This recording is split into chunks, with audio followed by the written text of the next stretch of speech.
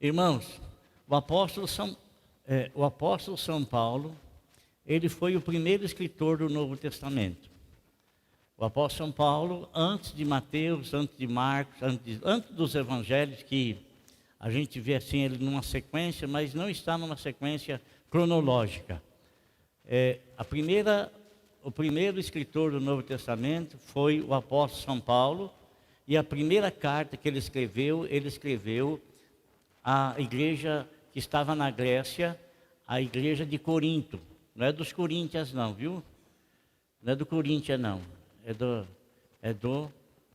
dos Coríntios. Era uma cidade que tem na Grécia, e essa cidade na Grécia, ela era na verdade uma cidade portuária, e por ser uma cidade portuária, muitos navios ancoravam ali, e existia ali também muitas casas e muitos prostíbulos. Então, quando Paulo começa a pregar ali, quando Paulo começa a anunciar o evangelho ali, muitas dessas mulheres, né, elas se converteram ao Senhor.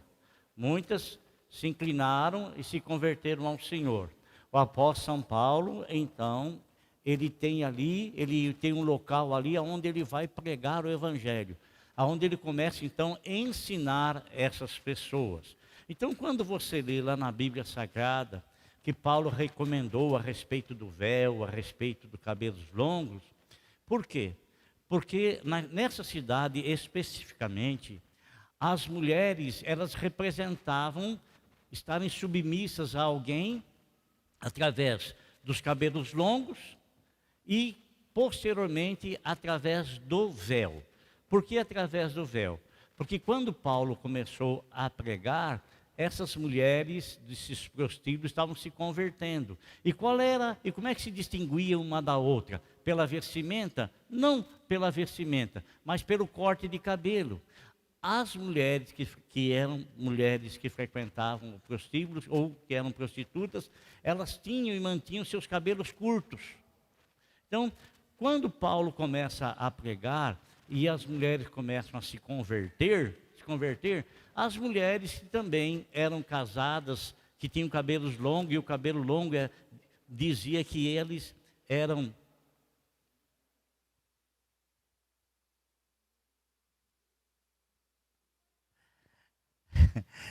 e os cabelos longos, era como se dissesse assim, que elas estavam submissas a alguém. Elas eram casadas, né? Pertenciam a alguém. Então na igreja começou as mulheres ter essa liberdade, e muitas mulheres começaram a cortar o cabelo, e elas começaram a serem confundidas com as mulheres que eram prostitutas. Então Paulo recomendou que elas usassem um véu, e esse véu então, caracterizava que elas tinham alguém sobre elas, tinha alguém a quem elas estavam submissas. O apóstolo São Paulo, meu irmão, quando ele permaneceu ali na cidade de Corinto, ele ganhou muitas pessoas para Jesus, muitas pessoas. Ele sempre foi um homem totalmente ligado ao Senhor. Ele foi um homem que tinha uma intimidade muito grande com o Senhor. Consequentemente, o Senhor Deus pôde revelar a ele muitas coisas. E ele doutrinariamente ensinava as pessoas, orientava as pessoas. Aí depois, quando ele sai dali, ele deixa alguém para tomar conta daquela igreja, e ele parte. Mas ele sempre foi uma pessoa preocupada com a situação das igrejas.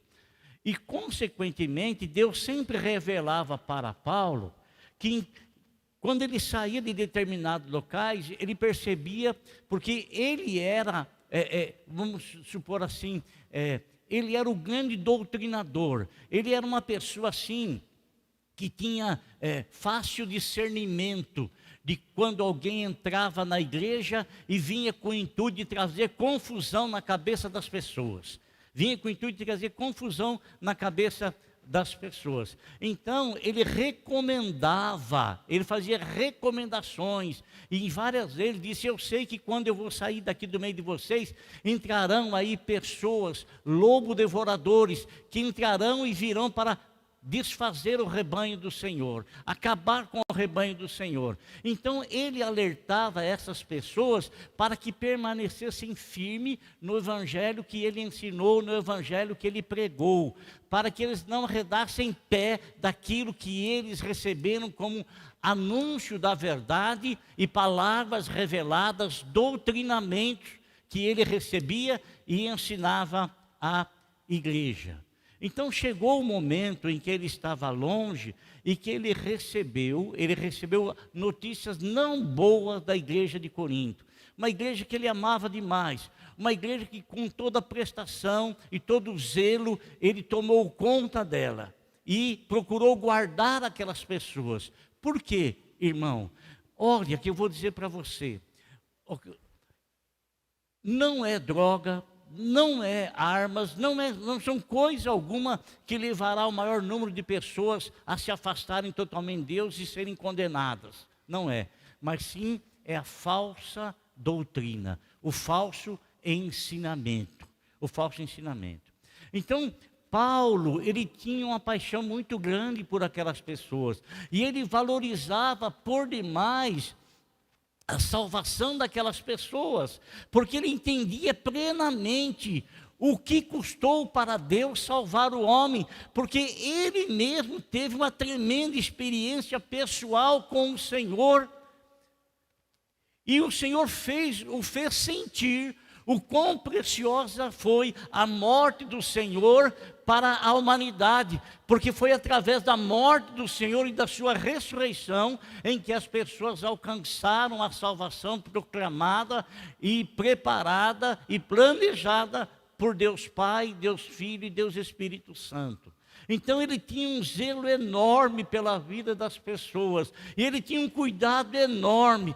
Qualquer coisinha que acontecesse, ele já estava vendo, já estava percebendo, já estava discernindo, já estava questionando, já estava escrevendo cartas para tirar do meio todo falso ensinamento. E ele então recebeu algo, irmão, aonde ele estava a respeito da igreja de Coríntio.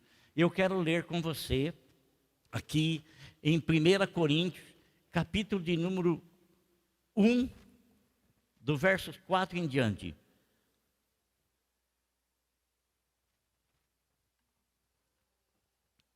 Preste atenção, por favor, amado. Está escrito assim, ele começa engrandecendo a Deus. 1 Coríntios 1,4. Sempre dou graças ao meu Deus por vocês, por causa da graça que lhes foi dada por Ele em Cristo Jesus. Pois nele vocês foram enriquecidos em tudo, isto é, em toda palavra e em todo conhecimento, porque o testemunho de Cristo foi confirmado entre vocês, de modo que não lhes resta, ou melhor, de modo que não lhes falta nenhum dom espiritual. Guarde isso. De modo que não lhes falta nenhum dom espiritual, enquanto vocês esperam que o nosso Senhor Jesus Cristo seja revelado. Ele os manterá firmes até o fim, de modo que vocês serão irrepreensíveis no dia de nosso Senhor Jesus Cristo. Fiel é Deus, o qual os chamou à comunhão do seu Filho Jesus Cristo, nosso Senhor.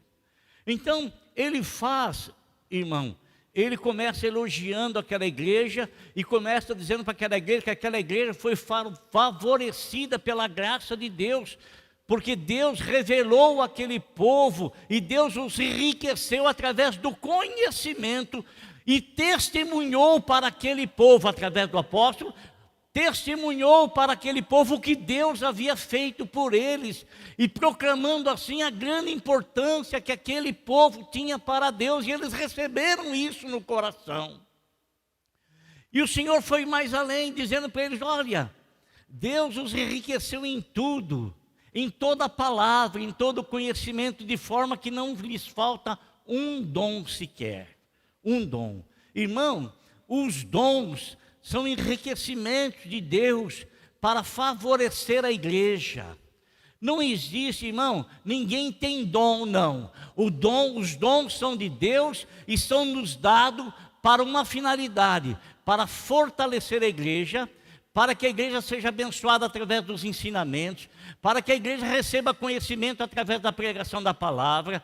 Eu tenho um dom, Fernando tem outro dom, Gabriel tem outro dom, os pastores têm dons diferentes, e esses dons não são deles, são dados por Deus para edificar a igreja, para fortalecer a igreja, para firmar a igreja no caminho da verdade e da palavra de Deus.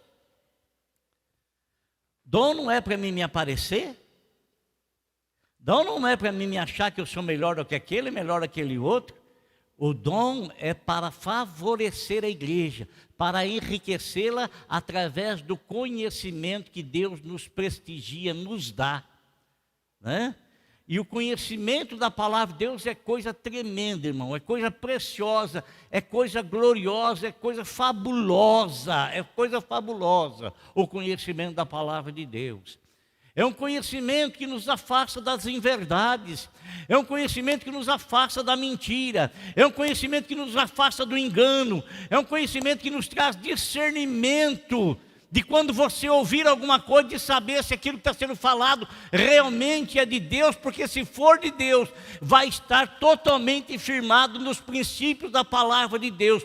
Mas se não for de Deus, pode estar com meia verdade e outra mentira. Porque meia verdade não é verdade. Não é verdade. Então, o Senhor, Ele está dizendo para aquele povo, através da boca do apóstolo São Paulo: não lhes falta nenhum dom. Tudo quanto vocês necessitam para crescer na graça, para crescer no conhecimento, Deus providenciou, colocou líderes para poder ensinar vocês, colocou líderes para poder orientar vocês, colocou líderes para poder direcionar vocês. E veja bem uma coisa, irmão, preste atenção. A responsabilidade, eu digo sempre isso, a responsabilidade está sobre um homem que ensina. Ai dele, se com o ensinamento dele ele fazer um desses pequeninos que custou a vida de Cristo se desviar do caminho do Senhor. Ai dele, se ele com o ensinamento que ele vier a transmitir, ele faça as pessoas praticarem coisas contra a palavra de Deus, a levarem essas pessoas a serem, a tropeçarem, a caírem e até mesmo se desviarem do caminho. Ai dele. A responsabilidade é muito grande, E Paulo, ele tinha pleno conhecimento disso, Então ele fala olha aqui uma coisa, vocês têm aí pessoas que foram levantadas por Deus para orientar vocês, para ensinar vocês, dentro dos princípios da palavra de Deus. Isso vai trazer fortalecimento a vocês. Vocês vão ter discernimento das coisas de fora. Vocês vão enxergar as coisas da forma que a palavra de Deus revela para vocês, mostra para vocês, para que vocês não sejam pessoas enredadas por mentira, por enganos, mas sejam pessoas firmadas na verdade revelada da palavra de Deus. Aí, amado, o apóstolo São Paulo começa a chamar a atenção daquelas pessoas.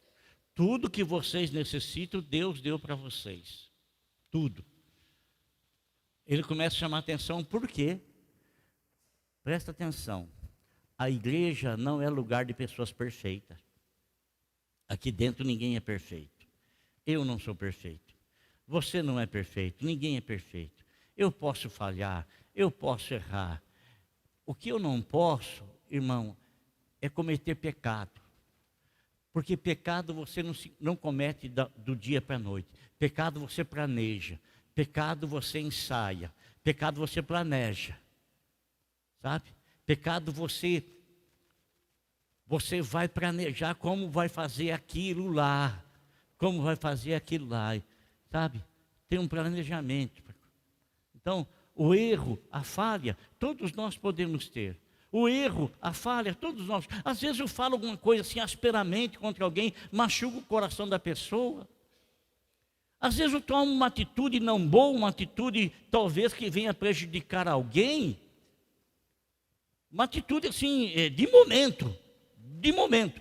Não tomar uma atitude planejada, preparada, né? Uma atitude forjada lá no fundo do coração da pessoa. Ele planeja aquilo, e a Bíblia fala que o pecado ele é consumado quando ele vem à luz, é quando a pessoa pratica. Ele planeja, ele pode expurgar, ele pode abortar esse planejamento e não cair naquilo lá, mas se ele dá sequência naquilo lá, então a prática vai ser a consumação do erro, da falha e do pecado. Lá na igreja de Corinto, amado, na igreja de Corinto que não faltava dom nenhum. O apóstolo São Paulo ficou inconformado. E por que ele ficou inconformado? Irmão, nós estamos juntos para ajudar um ao outro. Nós não estamos juntos para acusar um ao outro. Nós não estamos juntos para colocar o dedo na cara. Nós não estamos juntos. A Bíblia fala assim, ó, quão bom e quão suave é que os irmãos estejam e vivam em união. Sabe? A gente está junto para se autoajudar. Ninguém é perfeito, mas tem pessoas que elas desenvolvem o conhecimento e desenvolve a fé mais rápido do que outros, e que às vezes essa pessoa, ela já tem um certo conhecimento em qualquer situação, agir dentro da palavra de Deus, agir da forma como Jesus Cristo iria agir. Porque eu não vejo Jesus acusando nenhum pecador, não vejo. Eu vejo Jesus estendendo o amor dele, e vejo Jesus estendendo o amor dele para perdoar e purificar as pessoas dos seus erros e das suas falhas, mas que ele também é contundente naquilo que ele diz, como ele diz para aquela mulher que foi pega no adultério: ninguém te condenou, eu também não te condeno, mas vai e não tornes a praticar, vai e não torne a fazer de novo. Você se lembra quando ele curou o cego, ou melhor, o paralítico, que depois ele falou: vai para a tua casa, pega o teu leito, e não cometa pecado para que não te aconteça algo pior. Algo pior. Então, amado irmão, o Senhor não nos acusa de absolutamente nada. Aliás, Ele nem leva em conta o tempo da nossa ignorância. Mas o Senhor não deixa de levar em conta o tempo do nosso conhecimento. O conhecimento é para nos tratar, o conhecimento para nos fortalecer, o conhecimento é: não pratique isso para que não te suceda algo ruim. Não plante isso para que você não colha aquilo que você semeou, aquilo. Não plante. Plante o que é bom e colherás o que é bom. Plante santidade na presença de Deus e você receberá fortalecimento na presença do Senhor. Plante uma vida digna diante do Senhor e você irá colher uma vida digna diante do Senhor. Plante coisas erradas, plante coisas ruins, e você pode plantar e semear o mais escondido que for, mas a Bíblia fala que o Senhor não vai deixar você enganar ninguém. Ele vai trazer à tona, Ele vai trazer às claras. Não haverá coisa oculta que o Senhor não traga para ser vista às claras. Olha só, irmão, a responsabilidade que pesa sobre nós. Lá na igreja de Coríntio, sabe o que começou a acontecer? Olha só, um camarada, o pai ficou viúvo, e o pai casou-se novamente, e o filho começou a ter um caso com a madrasta.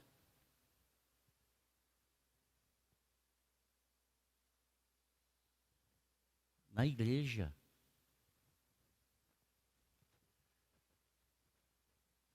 Você vai falar para mim, mas está registrado isso. Mas por que Deus deixou isso registrado? Deus deixou isso registrado porque Ele não coaduna com aquilo que é errado. Ele traz às claras aquilo que é errado.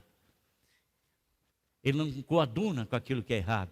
E Ele traz às claras para corrigir. Porque se Ele deixa oculto, permaneceria em oculto, permaneceria em escondido. E sabe o que acontece? Às vezes aquela atitude daquela pessoa no meio da igreja impede a ação limpa, santa do Espírito de Deus. Coloca bloqueio na manifestação do Espírito Santo. Sabe, amado? Então, quando o Senhor Deus revelou para o apóstolo São Paulo aquilo, e ele escreveu dizendo, eu não estou conformado com vocês. Vocês estão vendo a pessoa cometer isso dentro da igreja e vocês estão quietos, vocês não têm reação nenhuma, vocês permitem que tal coisa continue e isso está prejudicando vocês, está trazendo fraqueza espiritual na vida da igreja, está prejudicando a igreja, está enfraquecendo e por estar enfraquecendo, sabe o que foi que aconteceu? O apóstolo foi relatando o que estava sucedendo. Sabe outra coisa que está acontecendo no meio de vocês? Vocês estão formando grupos. E esses grupos estão trazendo divisão dentro da igreja. Divisão. Ah, não, eu prefiro Paulo como pregador. Eu prefiro o Antônio como pregador, eu prefiro o João como pregador, eu prefiro a Benedita como pregadora, eu prefiro. Nenhum desses morreu por vocês. Nenhum desses. O nosso alvo, o apóstolo São Paulo disse, que é a pessoa de nosso Senhor e Salvador Jesus Cristo. E que nós precisamos buscar a nossa identificação com o Senhor Jesus Cristo. Com o Senhor Jesus Cristo. Ele disse assim, olha aqui, eu deixo as coisas que para trás vão ficando.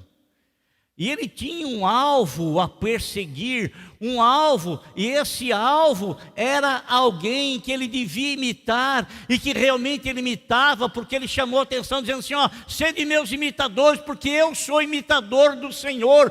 Paulo, ele tinha uma consciência tranquila diante de Deus e diante dos homens também. Isso não quer dizer que ele não era acusado de muitas inverdades, de muitas coisas erradas. Ele era acusado sim, e que aquilo que acontece às vezes com você às vezes é acusado de muitas coisas que você não fez, que você não pratica, mas que as pessoas se caluniam, inventam inverdades, mentiras contra a tua vida, e às vezes, meu amado irmão, às vezes essas inverdades podem prejudicar você, mas sabe de uma coisa? Tem um advogado que está do teu lado. Um advogado conhecedor de tudo, um advogado conhecedor das profundezas da realidade, um advogado que não se deixa enganar por nenhum tipo de acusação, e que ainda que essa acusação pareça estar baseada em coisas de força, de firmeza, mas o Senhor Jesus Cristo, Ele é o nosso advogado de defesa e não de acusação, porque Ele foi quem derramou o sangue dEle para nos purificar e nos perdoar os pecados, os erros e as falhas. E às vezes, querido irmão, sabe o que acontece com a gente? Às vezes a gente tem uma discussãozinha com o irmão por causa de ideias. E às vezes a gente já não trata mais aquele irmão porque nós discutimos com ele coisas de ideia. Irmão, nós podemos discutir ideias, podemos sim. O que nós não podemos discutir são princípios da palavra de Deus estabelecidos. Nós não podemos discutir isso aí. Não podemos discutir. Princípios da palavra de Deus estabelecidos, porque os princípios da palavra de Deus estabelecidos são a vida da igreja. São a vida da igreja. É a força da igreja.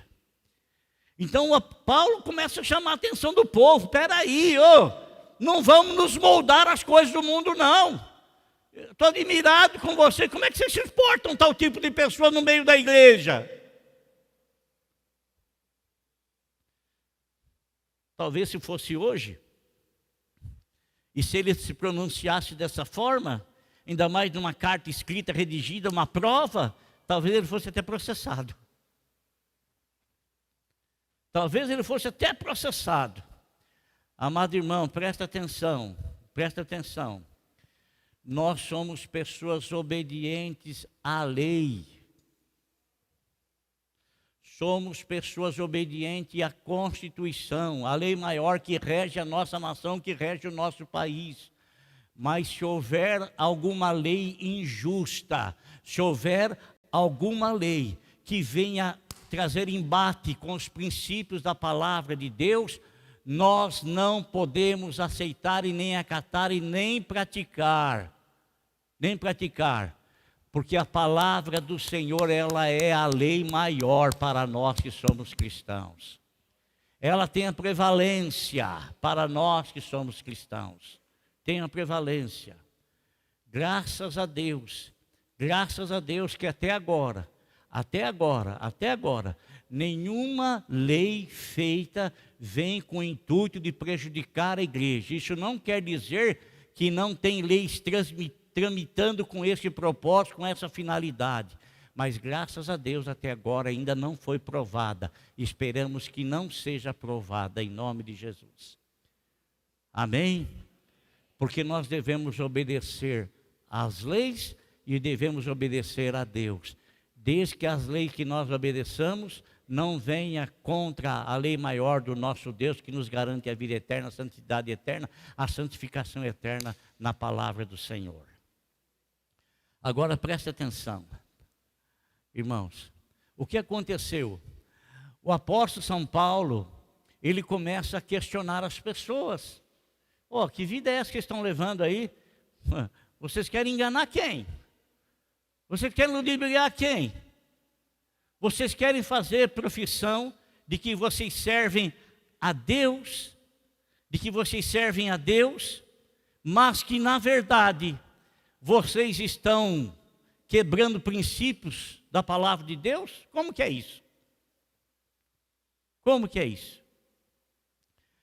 Aí então ele parte para a Santa Ceia. E lá na Santa Ceia, no capítulo 11 de 1 Coríntios, do verso 23 em diante, ele faz uma declaração lá.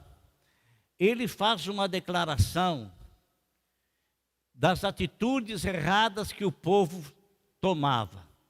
Ele diz que o povo vinha para fazer a ceia, mas eles mesmos faziam a ceia, não havia um direcionamento de um líder. Então havia grupos que se formavam, aquele grupo fazia a ceia deles, né? Aquele grupo que era mais rico fazia a ceia deles, e aquele grupo que era mais pobre, os ricos não se misturavam com eles, faziam a ceia deles. E havia essas divergências dentro da igreja, havia essas separações dentro da igreja. E o apóstolo São Paulo condenou esse tipo de separação, que muitos vinham e faziam a própria ceia, e eles faziam ceia com vinho embriagante, e muitos deles ficavam embriagados na hora da ceia. E o Paulo, então, fala para eles: vocês não estão percebendo, não, o que é que vocês têm causado na igreja?